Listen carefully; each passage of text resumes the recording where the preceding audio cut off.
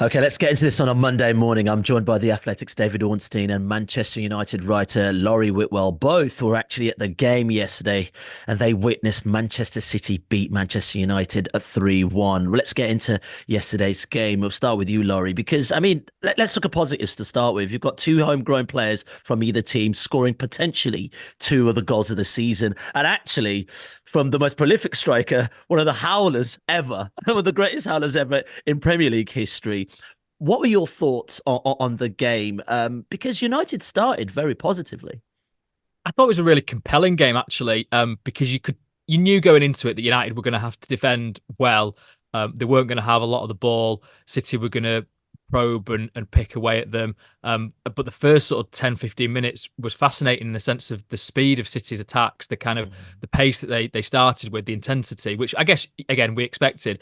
But United were really compact. The defenders kept spaces smartly and astutely. You could tell they were working hard, and then they had that threat on the break. And okay, they were winning the ball quite deep, but they did have those outlets. You know, Erik Ten Hag's decision to play Bruno Fernandes as a sort of false nine, perhaps with a free role, and then Scott McTominay as a number 10 that could get up and down the pitch, really did give United a bit of potency on those fast breaks. And obviously they scored from one of them.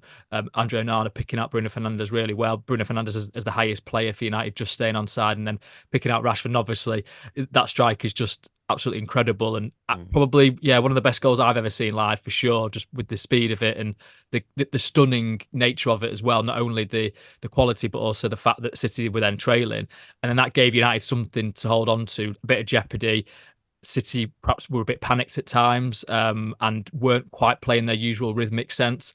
But obviously they did also create chances, had that incredible miss from Haaland. So, and then ultimately in the second half, their squad told, their kind of ability to keep going told. United tired, and you had players that were already coming into the game with a little bit of an injury in terms of Rashford and Johnny Evans having to come off, and I did think that changed what United were able to do. And then Phil Foden scores another incredible goal as well. So it was in a sense of a footballing occasion, a pleasure to be there. But obviously with a United hat on, it just shows the kind of steps that United still need to go on to even get close to City. Yeah, David, Marcus Rashford, I've done a pod on Rashford very recently, and Laurie, please chime in just after this, if you will. A very big week for him, really. An interview in the Players Tribune and listen to the Talk of the Devils podcast, mixed reviews from Manchester United fans, either side. He had a point to prove. I think that quote, what is it? If you back me good, if you doubt me, even better. Sort of something that chimes through from that piece. That goal definitely showed that there's a player in here, fit or not, that actually should be knocking on the door for Gareth Southgate. Yeah, without a shadow of a doubt. And those were actually the words he signed off that written piece in the Players Tribune. And so clearly it was the message he wanted to leave everybody with. And when you see an article like that, your immediate thought, and this was raised by many, is, well, you need to now back your words up with actions and deliver on the pitch, which is your sort of raison d'etre. It's your career. And he did exactly that with a quite jaw-dropping strike that stunned the Etihad and everybody watching it. It was almost like it had to be him. It was poetic, and the strike itself was out of this world. But what it meant at that moment in time and signified, he really did stand up to the plate. And I've got to back Marcus Rashford as a footballer. We've seen from the moment he burst onto the scene with those European goals and then a double against Arsenal. He stepped up with that penalty at Paris Saint-Germain. There have been many iconic moments, even, when he was reprimanded for arriving late at Wolves for the bus. He then scored, and recently, when it was against Wolves again, he delivered when the pressure was on. And clearly there was a lot of sort of emotion and frustration and anger in what he unleashed. And it was interesting after the game hearing Kyle Walker describe it as hammerfoot.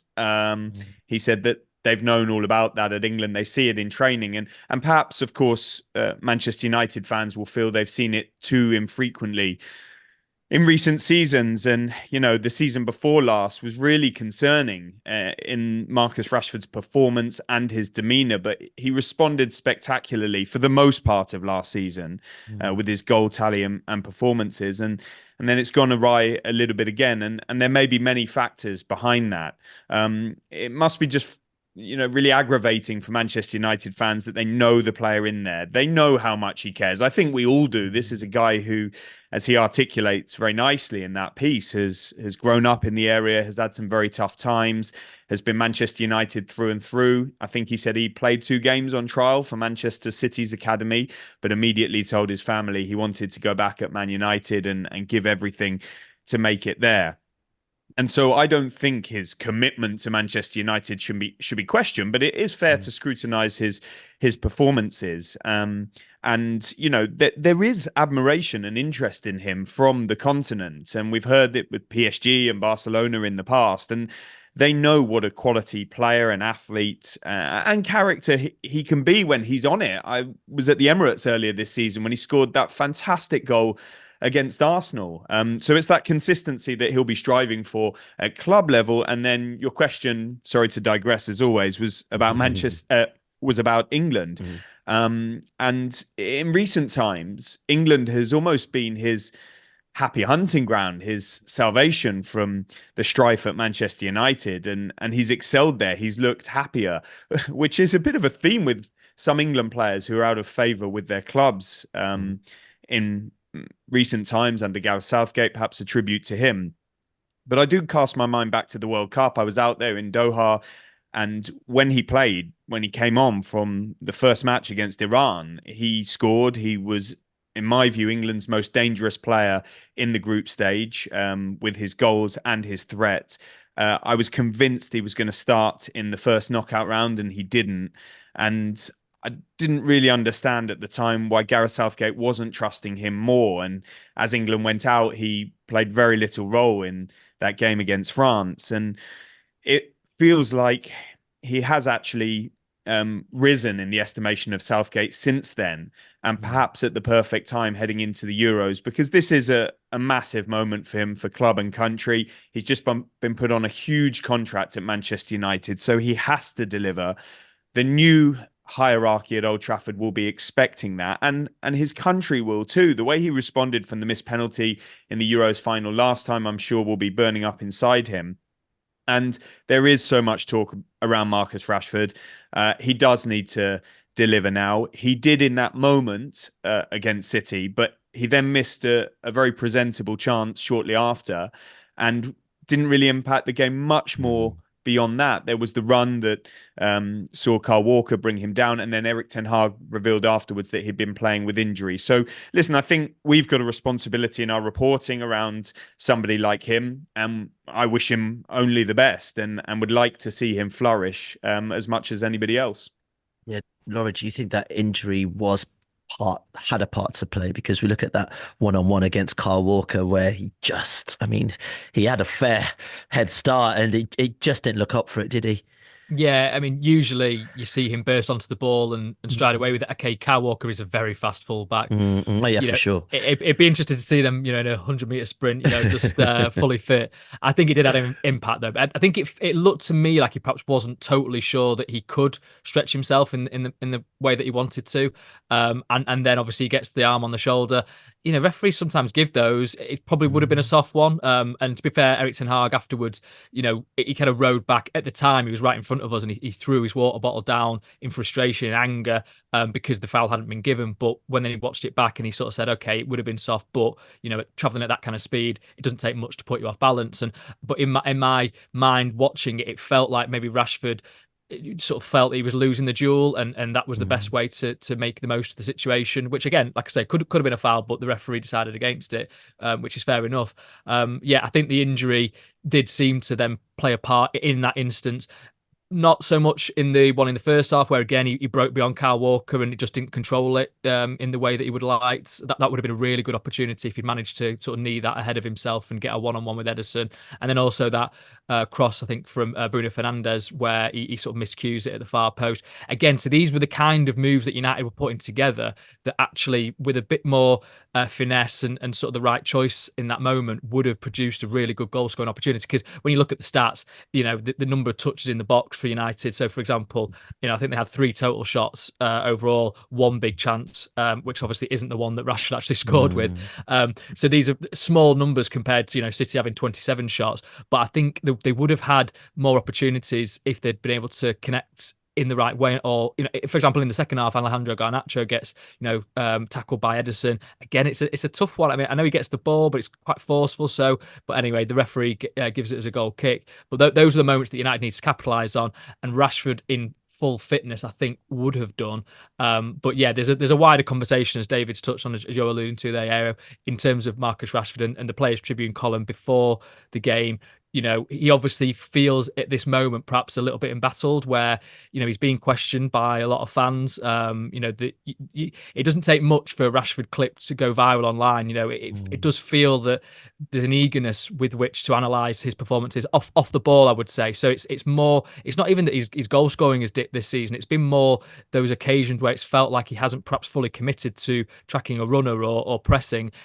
I'm sure, will say that he does, and he can't do it all the time, because then he needs to conserve some of his energy for those attacking bursts at the threatening end of the pitch. But that's the kind of thing that fans will drill into and look at. And then obviously when you have a night out in Belfast and miss training the next day, which is what he mainly was talking about, I think, in that Players Tribune column, defending himself in that regard, in terms of saying that there was stuff out there in the public that isn't true.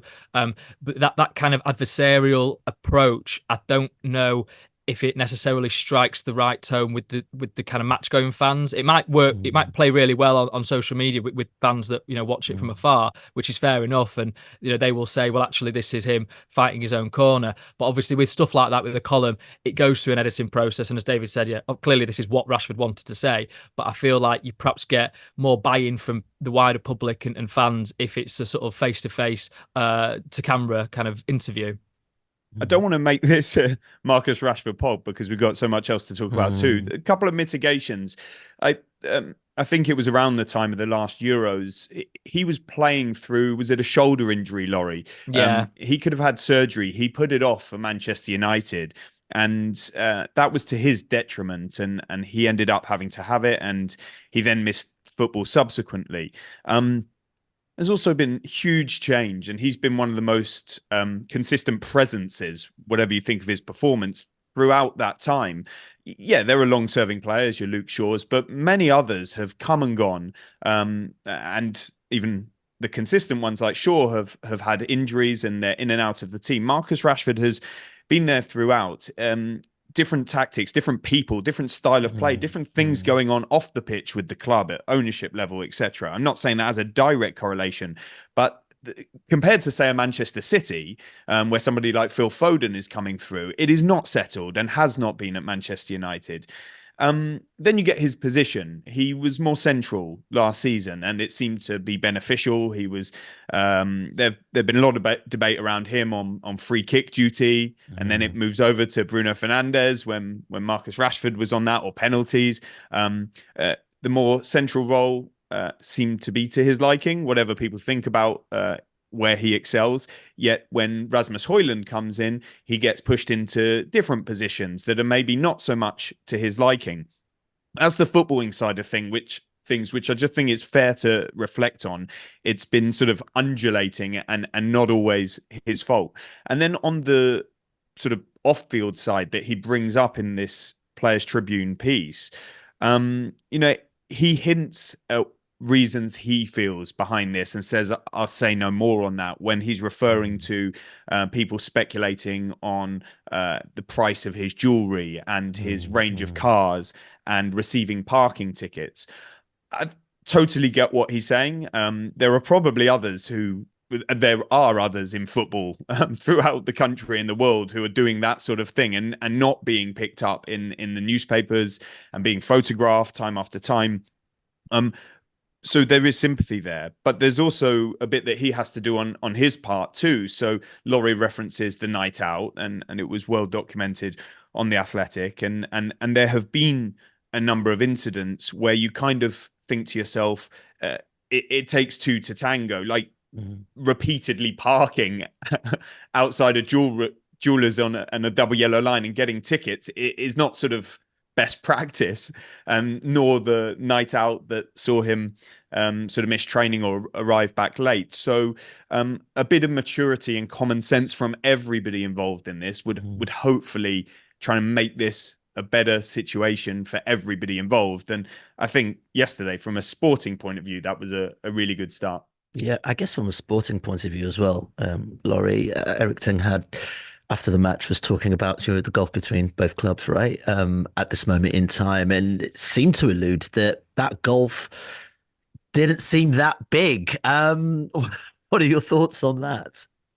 Yeah, I think he was talking about one-off games. I mean, listen, you can still debate that, can't you? Because City had 73% possession and 27% for United, and the flow of the game was very much in City's favour. Now, what he will say, and what I think is a fair consideration, is that United had 8 players out through injury, and just generally the squad building that has taken place to this point is vastly different to the squad building that has taken place at Manchester City, who have had, as David says, Pep Guardiola as their manager, for several seasons now. The squad has been built even before his arrival to include players that would suit his style. That hasn't been the case at United. And again, that goes into the Rashford debate where, has a squad been built for a particular style of play? Under Ole Gunnar Solskjaer, possibly, yeah, because you've got the kind of counter-attacking style that Rashford seemed to thrive in, but then it's changed with Ralph Rangnick and then Erik Ten Hag again. So I do think that's a very valid point for a player like Rashford who's come through the academy and has had these different instructions at different points. But yeah, in terms of what Erik Ten Hag was saying, United gave City a decent game in the FA Cup final. They obviously beat them at Old Trafford last season, but they got destroyed at the Etihad last season as well. And this felt sort of on that spectrum closer to that kind of performance. I think his point is that we can give them a game in any one-off occasion, but the wider point that he's probably deliberately neglecting is the fact that over the course of a season the gap is huge. It's been consistently big for several seasons now, and you don't really see a way that United can sort of bridge that gap in the near future, given Pep Guardiola's position and the squad that still needs to be refined. I mean, United, as the subs they brought on yesterday, Anthony being one of them, an 86 million pound player, Amrabat, an 8.5 million pound loan fee for the season. These are players that you'd like to think could actually come on and enhance the team, but actually each substitution that Erik Ten Hag made kind of had to make, the team got worse. Whereas, Pep Guardiola was able to bring on Julian Alvarez, who helped set up the second goal. Now he was not an expensive transfer, but a very good one, who's then gone on and won the World Cup. So it's not all about the money you spend, but the depth of quality and the depth of experience that City have just far outweighs Manchester United at this point. I think you're right. And David, I guess you're an interested person to come to this in terms of that recruitment. And, fair enough, Manchester United have got Royce Højlund, Luke Shaw, Martinez, Mason Mount. Injured this moment in time. But it's the type of recruitment that's important and how that money is spent that's really important. A player like Oscar Bob also coming on, who was Oscar Bob not too long ago, and look at how he's fitted into that team. Didn't get him in that expensively. He's still a young lad, obviously, in through that academy system. But isn't that the bigger conversation here in terms of that golfing class? Recruitment just doesn't seem to have been well thought of from a United perspective in comparison to where City are. And don't get me wrong, City have made mistakes historically when it comes to recruitment as well. Agree with all of that. And just picking up on one of Laurie's points, there were individual moments of brilliance yesterday, such as Rashford. I also thought for much of the game, and the statisticians will probably kill me here, but Casemiro was really impressive. It started to go away from him around the time of the Foden 1-2 for his second goal. But in the early parts of the match, I remember one incident where Casemiro flicked it around Bruno Fernandes and round the other side. He was the authoritative Brazil international, Real Madrid, former multiple Champions League title winning central midfielder. Johnny Evans had moments, say about him what you like, but there were those individual instances that you see in unfairly weighted derbies. We've seen it over the years in North London and elsewhere around the Premier League and the world. But that cannot get us away from the fact that there is a massive gulf and chasm between the two teams and the two clubs right now. Of course, Erik Ten Hag's going to say what he said, and you can understand that. And if things had worked out differently, it is not inconceivable that United could have got a result. They have done at City in recent years. You'll all remember back to when Pogba scored two, as everybody was waiting to celebrate Manchester City winning the title in April 2018, and United won there. Mhm. But that's not sustainable. So yeah, quality, a bit of character and resilience and competitiveness. But what United need to embark upon now is a whole project to close the gap across the course of a season and individual matches and a consistent basis. And that's what brings us to your point. City know exactly what they're doing. There's a very clear plan of the style, the identity, where they are, where they want to go, and how they're going to get there. The roles and responsibilities of everybody involved, from the playing staff, the performance, the medical, the scouting, recruitment, loans, executives, all the way up, top to bottom of the club. And that's what Manchester United have lacked, especially since Sir Alex Ferguson left the club. So it's 11 years now. Under the Glazer ownership, there have been so many mistakes. There have been some good moments as well, but overall, the path has not been clear. The vision has not been instilled, at least effectively, and by people who know what they're doing. The plan and strategy around recruitment has not been there, or if it has, it has not been anywhere near the level it has needed to be. And you can see that in terms of Laurie referenced, say an Anthony and an Amrabat coming off the bench in the last couple of games. These are players who were presumably identified to be starters. And this is what this whole Ineos project is presumably going to be about, in terms of identifying where things have gone wrong. And they're in that process now with the likes of Sir Jim Ratcliffe, who's really active, we hear, Sir Dave Brailsford, of course, Jean-Claude Blanc, and then the new executives will come on board, the likes of Omar Barada. I'll come on to that, by no coincidence, from Manchester City. Dan Ashworth, Jason Wilcox, by no coincidence, former Manchester City. And this will be possibly a slow, so people have to be patient, especially supporters, and they will say methodical process to try and bring Manchester United back to where they feel they belong, and perhaps even exceeding it in the future. It's an incredibly challenging project. It's probably really exciting for them as well. They're behind, and other clubs, not just Manchester City, your Liverpools, your Arsenal, even your Newcastle and Tottenham, they're ferociously pushing forward at the same time where Manchester and Chelsea, of course, too, Manchester United are trying to rebuild, and there will be pain, there will be bumps in the road. It is not going to be easy. Meanwhile, those clubs will continue in their minds to fly and sort of try and stretch the gap.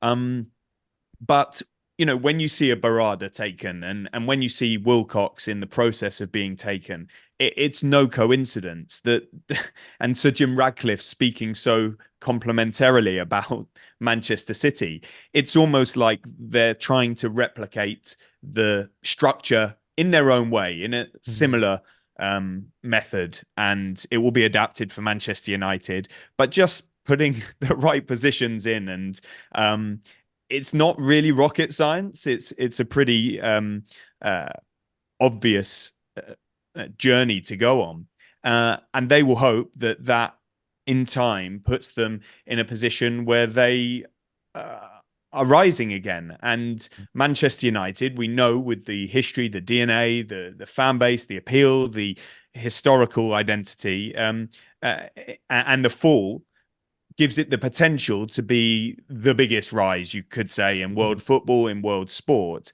And it's their job to deliver that. And, when you see those young players who were involved yesterday and have been recently, there's clearly the potential there. They need to get the recruitment right, and so much more besides. There's no guarantee of success, but I do think that uh, in terms of the steps United are putting into place, and Ineos in particular, their fans can be hopeful of a brighter future than the last decade or so that they've experienced. Yeah, Laurie, I think I was just, and by the way, this is not to say that it's a United versus City thing, but I think it's more of a pragmatism thing. It is that let's not forget it's taken City a while to get to where they've got to. Don't get me wrong, the jump off isn't of the same in terms of history as Manchester United. But I mean, let's not forget the Joe years. I think you guys have mentioned it on your podcast, the Wilfred Bonny years, the Fernando years, even Robinho when he was there. It was still a bit of an experiment at that point. Don't get me wrong, City have had gradual success for sure, but to get to a point where internally everything's sound, to have that manager that they've always wanted, to have the full backing and to make that recruitment seamless. I mean, it takes a while. And actually, let's temper I guess, optimism with the Ineos conversation in that actually this is not going to be a ready fix. All those components need to come into play, and then we'll start seeing the fruits of that labour as well. Yeah, and I think that's something that Sir Jim Ratcliffe has said himself. It's not going to be a light switch. But equally, he's not wanting to put this into the long distance and say, oh, 10 years, we'll build to this team that might be challenging. No, he's sort of saying 3 years. He thinks 3 years is a fair sort of time to get your house in order. But they are moving quickly. Obviously, as David's reported on, Omar Barada is a punchy move to appoint him as chief executive. People weren't anticipating that, but that's somebody that they've identified as a highly skilled executive, fluent in many languages, has done the job on a commercial side and a football side. Come on, let's see what you can do as a chief executive. Same thing with Dan Ashworth. I think many people in the industry were basically saying to me, he's the guy that United should go and get because, okay, yeah, he's not a transfer guru as such, but I don't think there really is ever such thing as a transfer guru. There's people that can spot players and recruit well, but it's never just one person. It's a team collective usually. And Dan Ashworth has shown a kind of track record of building squads up. And, United is a structure that needs building up, as much as they will say that they have built a team already there and they feel that they're on a good path. The people that they've got in place there have not really done those roles before, and it's not they're kind of learning as much as they are experts in their own field to then bring it to United. So I feel like they're good appointments, but yeah, as you say, United, it's going to take a bit of time to iron out the fact that they have overspent on players and probably committed wages to players that they can't really shift off the books, and that are unsatisfactory in terms of Anthony, in terms of Jadon Sancho.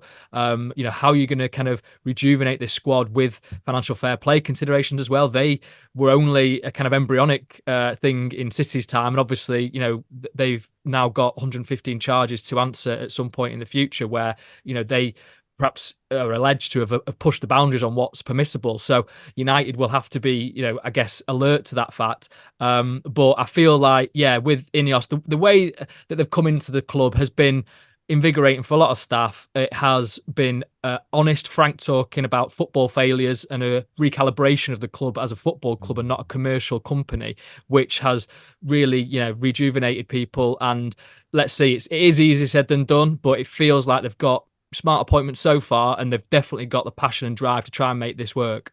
But the biggest decisions are probably still around the corner because Erik Ten Hag is a subject of conversation that everybody seems to be asking us about right now, the manager's position more broadly.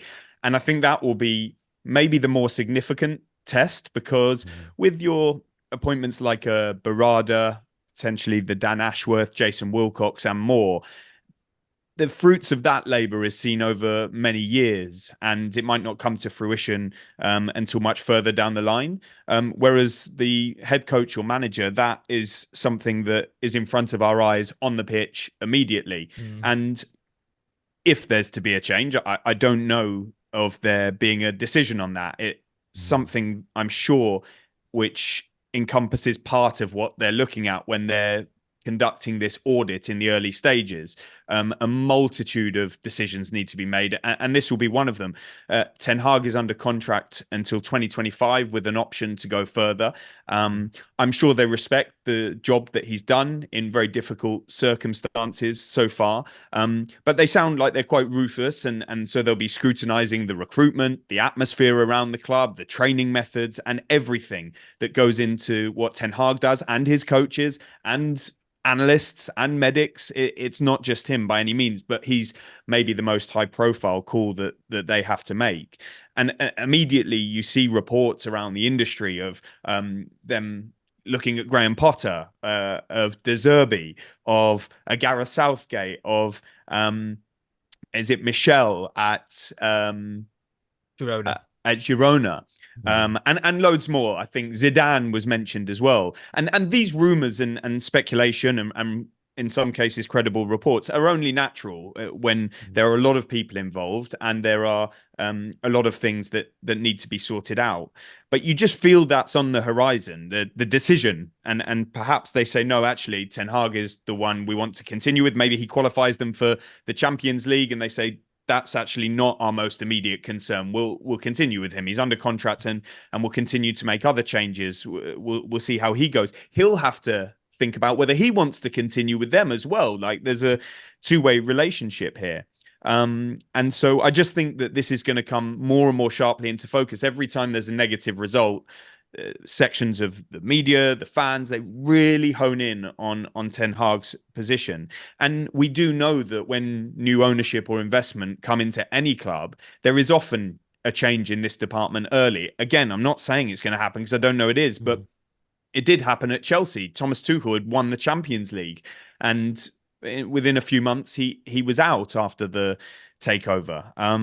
And there is pre-existing relations between Ineos and Potter, for example, because they spoke to him in light of the position at Nice. When people say Southgate, yeah, Dan Ashworth worked with Southgate at the FA, and it sounds like Ineos know him quite well because Sir Dave Brailsford had some involvement at the FA, and then you've got the Omar Barada side of things when he will have had ideas because he was in a very senior position at Manchester City. They've often been linked with De Zerbi, and then abracadabra, everybody's linking De Zerbi with Manchester United and Michel as well. So I just think this is naturally in the coming weeks and months, whatever happens, going to be a really sharp subject of conversation.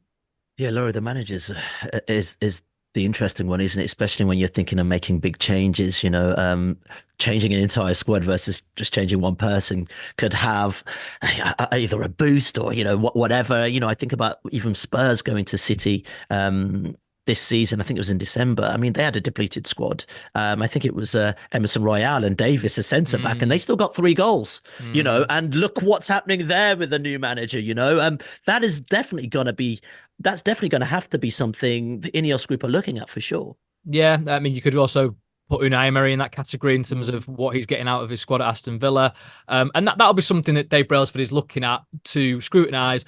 What kind of coaching sessions is Erik ten Hag putting on? What kind of messages is he giving the players? Do the players buy into it at all times? Is it the players that need to step up actually, and maybe they're not quite understanding what Ten Hag's asking for, and they should really be able to do these kind of things? It's very complicated what Pep Guardiola asks his players to do, and they take a bit of time to bed into it. So, do you not give a coach that's trying to get players to do difficult things that latitude to actually, produce when he's been supported by structure, producing players, a recruitment side that actually you're not just basically going through your contacts book and thinking who can we get as an emergency loan in January, which is obviously what happened without Weghorst, for example. And yes, Ten Hag has obviously pushed his authority in certain moments, such as Anthony, but that was at the end of the summer when he'd originally said I wanted a striker, and United didn't get one, and then they kind of had to make do after the first couple of games had gone disastrously with a winger that they had to massively overpay for. This is a guy that previous scouts had sort of looked at under Ole Gunnar Solskjaer and said was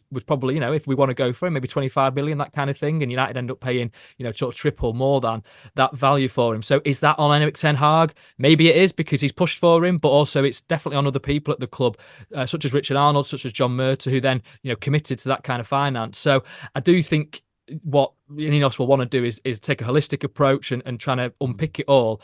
But clearly at the end of the season, they will look at things and trying to evaluate how much of that is the coach and how much of that is the players, and actually how do we sort of get United back challenging. If they're in the Champions League, then that obviously gives Ten Hag much more credibility, gives them more finance to use. If they're not, maybe that is the defining factor. I don't know.